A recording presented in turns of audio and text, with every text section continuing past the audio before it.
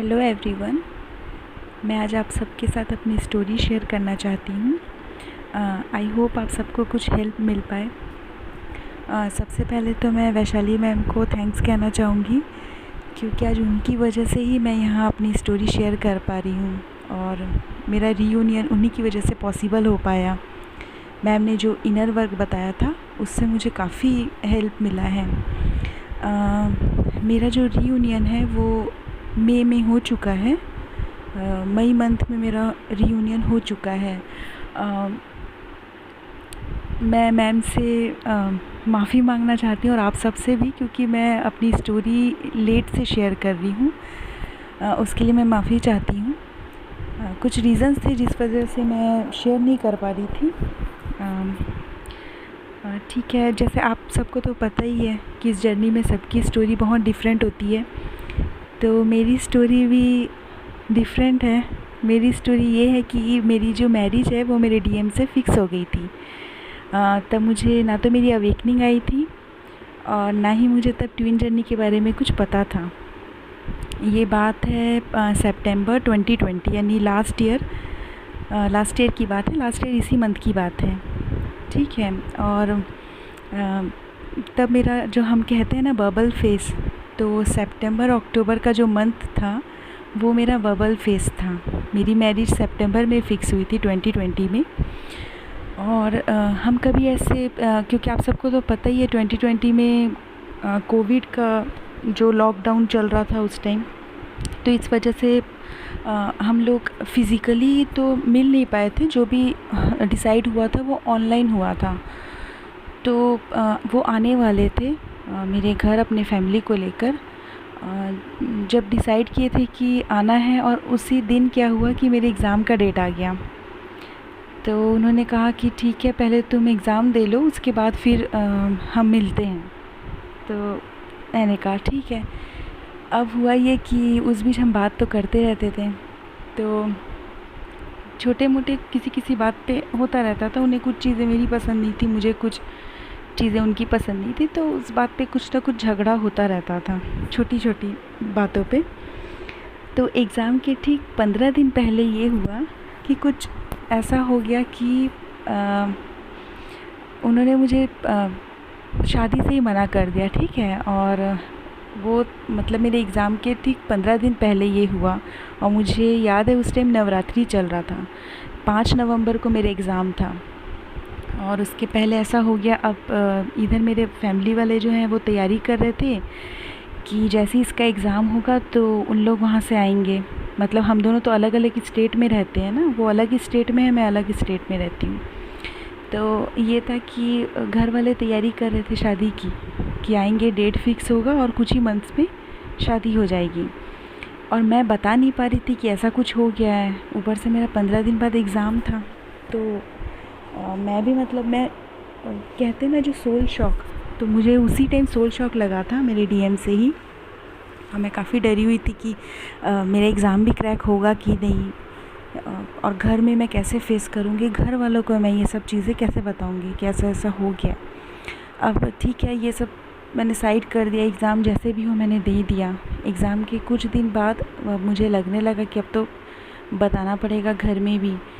तो मैंने अपने डीएम से कांटेक्ट करने की कोशिश की, तो वो मुझे जवाब ही नहीं दे रहे थे, ठीक है। फिर लास्टली दिया, उन्होंने जवाब दिया।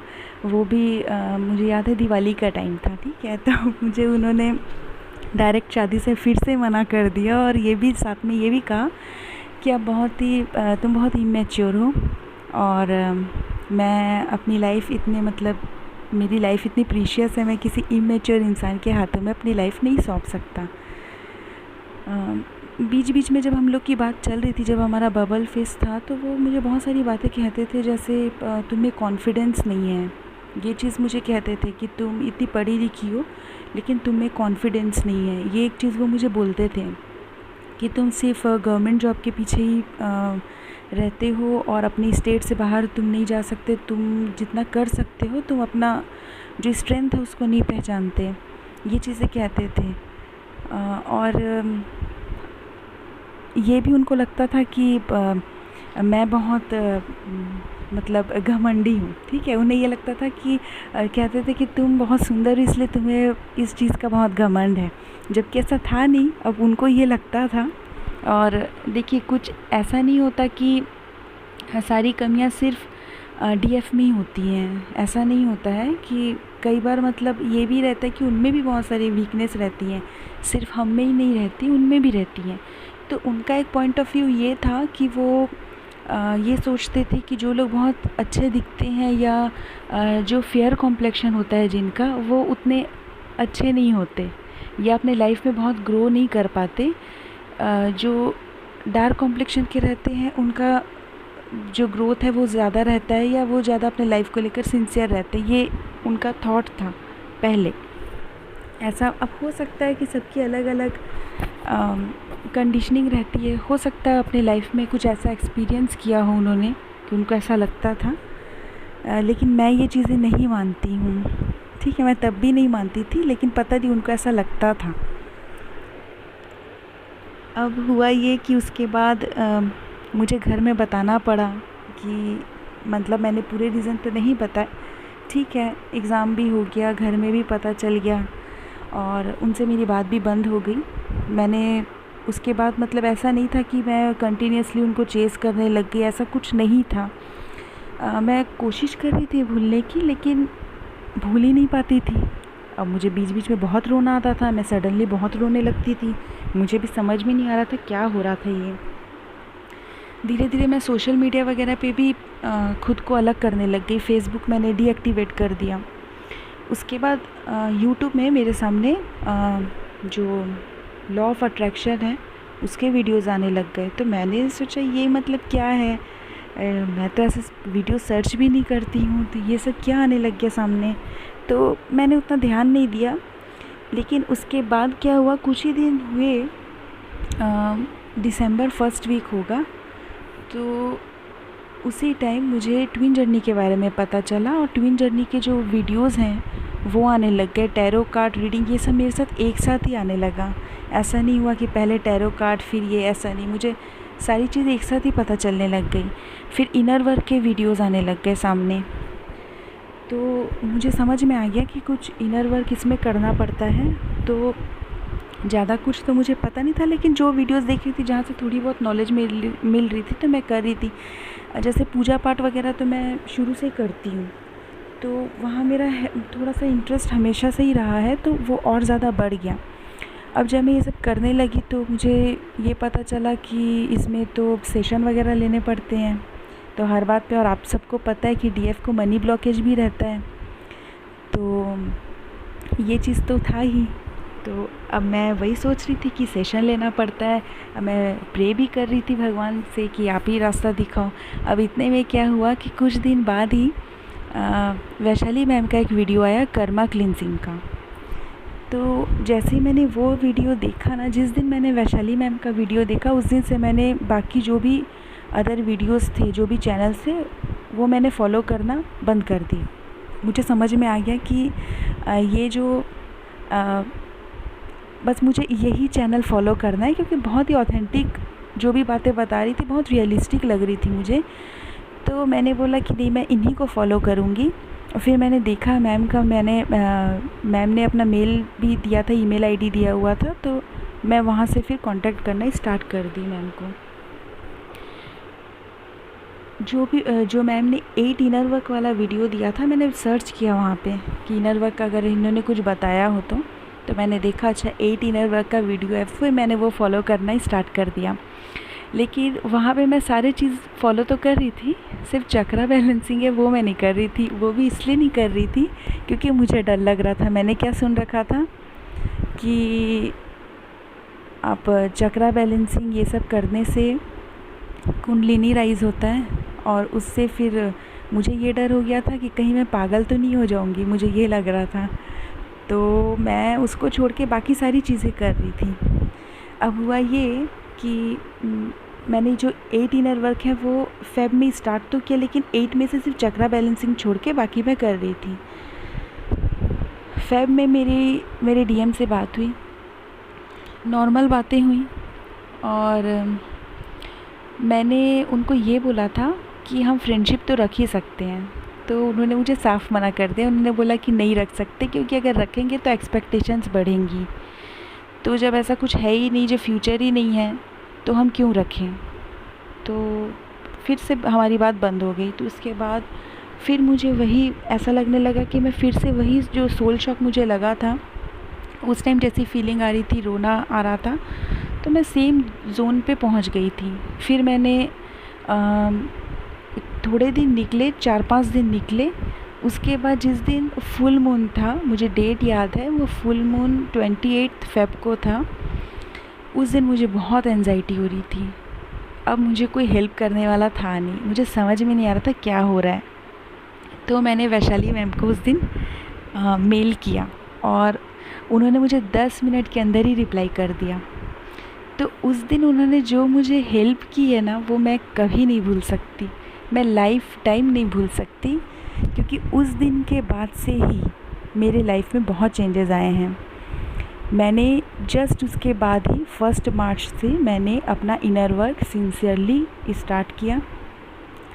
इनर वर्क में मैंने चक्रा बैलेंसिंग तो करना स्टार्ट किया ही, जो उन्होंने बताया चक्रा मेडिटेशन, वो मैंने किया। साथ में मैं अपने जो मेरा जो क्रिएटिव साइड है ना, उस पर भी मैंने काम करना शुरू कर दिया। जैसे मेरा क्रिएटिव साइड है पेंटिंग, मुझे बहुत पसंद है, लेकिन मैंने छोड़ दिया था, मैं नहीं करती थी। तो उस पर मैंने काम करना शुरू किया, मैंने अपनी स्टडी पे फोकस किया। तो ये 2 चीज़ें मैं कर रही थी।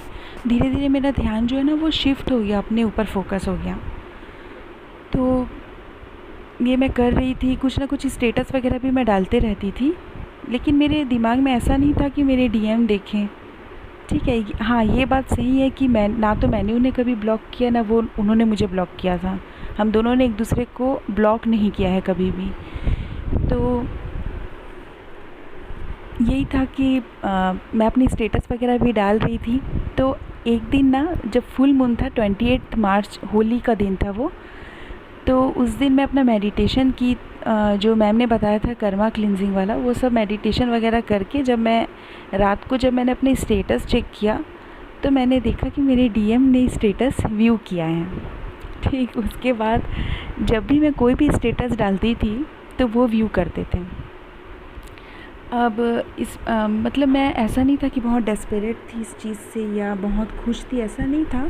लेकिन हाँ, मैं देख रही थी कि वो भी देख रहे हैं, तो एक आता तो है कि हाँ भाई चेंजेस तो आ रहे हैं। मतलब जो इंसान बात ही नहीं कर रहे थे, वो खुद ही बोल रहे थे कि कोई कांटेक्ट ही नहीं रखना है, एक्सपेक्टेशंस बढ़ती हैं, तो वो एटलीस्ट व्यू कर रहे थे। लेकिन फिर मैंने अपने ऊपर ही फोकस रखा, कभी मैसेज नहीं किया उनको खुद से।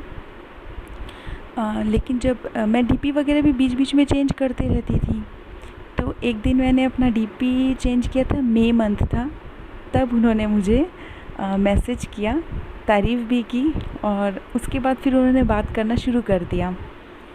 तो अब जब वो मुझसे बात कर रहे थे, तो एक दिन रात को जब हम लोग बात कर रहे थे, तो बात बात में उन्होंने मतलब बहुत सारी चीज़ें कही, सॉरी भी कहा, माफ़ी मांगी, फिर ये भी कहा कि तुम मुझे पता है कि तुम बहुत स्पिरिचुअल हो गई हो, बहुत चेंज हो गई हो, और मुझे बहुत प्राउड फील होता है कि तुमने इतने वर्स्ट सिचुएशन में भी खुद को बहुत अच्छे से संभाला है। तो ये सारी चीज़ें, मतलब उनको ये लगा कि हाँ इसमें चेंज आया है। तो देखिए, ये चेंज आया किस वजह से है, क्योंकि मैंने अपने ऊपर फोकस किया, मैंने उधर उनके ऊपर ध्यान ना देकर अपने ऊपर ध्यान दिया। इस बीच मेरी जॉब भी लग गई, अप्रैल में मेरी जॉब लगी थी। मुझे भी मनी ब्लॉकेज था, ये प्रॉब्लम था, क्योंकि मुझे क्या था कि मैं कहीं भी जॉब अगर मिलता भी था ना, तो मैं कई बार ये जॉब छोड़ देती थी। मुझे ऐसा लगता था कि नहीं, मुझे इससे अच्छा मिल जाएगा। एक फ़ियर ये था मेरे को कि मुझे स्टेट के बाहर नहीं जाना है। तो बहुत सारी चीज़ें मेरे अंदर थी, बहुत सारी वीकनेसेस थी। तो वो क्या हुआ कि इस जर्नी में जब मैं आई, तो मुझे पता चला कि हाँ ये चीज़ें हैं, ये प्रॉब्लम्स हैं मुझ में। तो मैंने उसके ऊपर काम करना शुरू कर दिया। मैं कई जगह जॉब इंटरव्यूज़ देने जाती थी। पहले तो मैं जॉब इंटरव्यू देती ही नहीं थी, मेरा मन ही नहीं करता था देने का।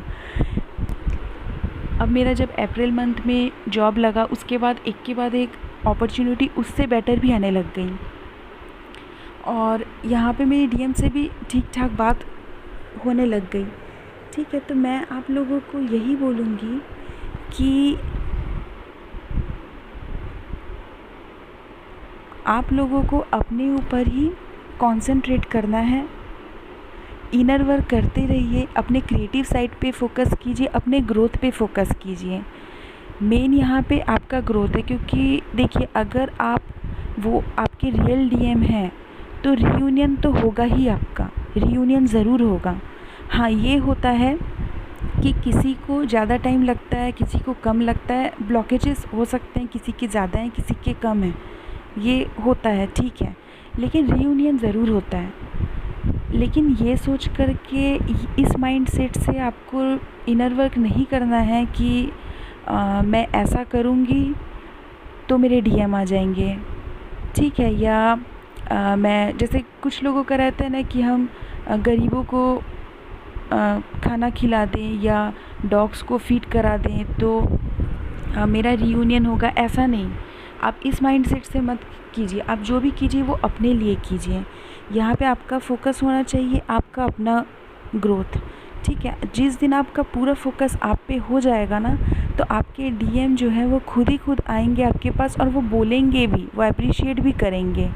तो मेरे डीएम जब आए तो उन्होंने कभी मुझसे इंटीमेसी ये सब की बातें नहीं की है। वो हमेशा मेरे जब भी अगर कुछ वीकनेस होगा तो वो भी मुझे बताते हैं, अगर कुछ अच्छी चीज़ हुई है मेरी तो वो भी अप्रिशिएट करते हैं। तो हमको पता चल जाता है कि अभी भी कितना हमने काम किया है अपने ऊपर और कितना बाकी है, ठीक। तो मैं आप लोगों से यही बोलूँगी कि खुद पर फोकस कीजिए, अपनी क्रिएटिव साइड पे फोकस कीजिए, अपनी स्टडी पे, स्टडी बहुत ज़रूरी है, कैरियर बहुत ज़रूरी है, तो वहाँ पे बिल्कुल फोकस कीजिए।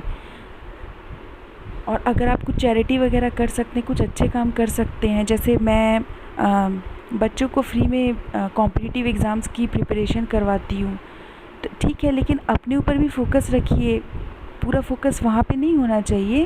पहले देखिए कि आपको अभी क्या क्या अपने ऊपर काम करना है, उसके साथ में अगर आप कुछ कर सकते हैं तो वो कीजिए।